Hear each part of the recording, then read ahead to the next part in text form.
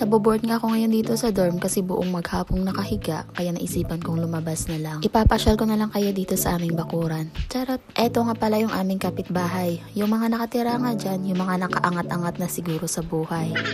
Dahil may claw machine nga malapit dito sa amin, nagtry din ako. Pero ayaw makuha, sira yata to. Dumaan nga muna ako ng Family Mart para bumili ng makain. Eto nga yung matagal na namin gustong tikman, yung Oreo smoothie. Pero hindi nga namin mabili-bili kasi parang yellow yung tigas, naka-frozen kasi. Pero sabi sa counter, pwede naman daw initin saglit para naman lumambot. Kumuha na nga rin ako nitong hotdog pero biglang ang nalaglag. Dali-dali ko naman kinuha, nakakahiya.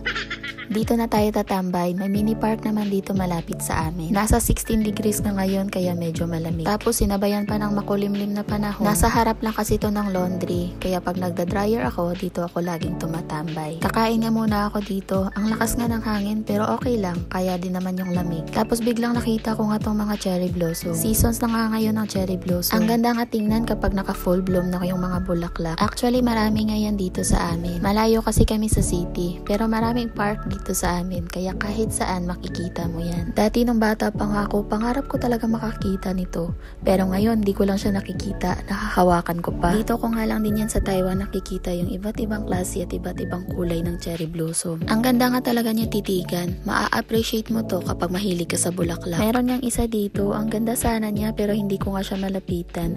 Baka naman ako'y masita. Umuwi pa ako ng Pilipinas nang wala sa oras. Ang ganda talaga niya. Tuwang-tuwa nga ako habang hinahawakan to. Hindi nga lang cherry blossom yung nakita kong bulaklak dito. Kasi andito din yung iba't ibang kulay ng roses. Ang sarap nga mamitas dito. Pero huy, bawal yan. Meron nga ding isang nag-agaw pansin dito. Ang ganda nga ng bulaklak. Pero dito sa Taiwan, bawal talaga yung pumitas ng kahit ano sa paligid. Huwag ka nga din pakampante kasi kahit saan madaming ang CCTV. Kahit ako nga lang mag-isang gumagala dito, naaaliw na rin ako. Kaya kapag naboboard ako sa room, namamasya lang ako dito sa mga park. Nakita ko nga tong slides na pambata. Parang gusto ko tuloy mag-try pero nakakahiya. Ngayon naman, lilipat na naman tayo dun sa kabilang park. Malapit lang din to dahil nasa harap lang ng dorm namin. Dito naman banda ay merong ang lake na tinatawag nila. Nakaka-relax nga din tumambay dito. Tapos madami nga ding squirrel na laging nagtatakbuhan dito. Tapos meron nga akong napansing nag-iisang yellow na bulaklak. Mapapansin mo talaga siya kasi wala namang kadahon-dahon yung mga punong kahoy sa paligid. Kapag umaga o di kaya hapon, maraming ang nagja-jogging dito. Madami kasing company dito, kaya minsan yung mga trabahante dito rin tumatambay. Ang ganda kaya dito lalo na pag gusto mong mapag-isa. Ma-feel mo talaga yung nature. Charot, naisip ko nga ang dami sigurong isda dyan, no? Napaisip pa nga lang ako madaming isda, tapos bumungad na nga sa akin tong no fishing. Di naman ako mangingisda Pero believe talaga ako, napakalinis kaya ng mga park dito. Siguro naman alam nyo yung company TSMC, pero hindi yan yung company namin, malapit lang yan sa amin. Naikot ko na nga din tong park. Kung akala nyo sa Pilipinas lang may kalabaw, meron din kaya niyan dito sa Taiwan. Ribolto nga lang.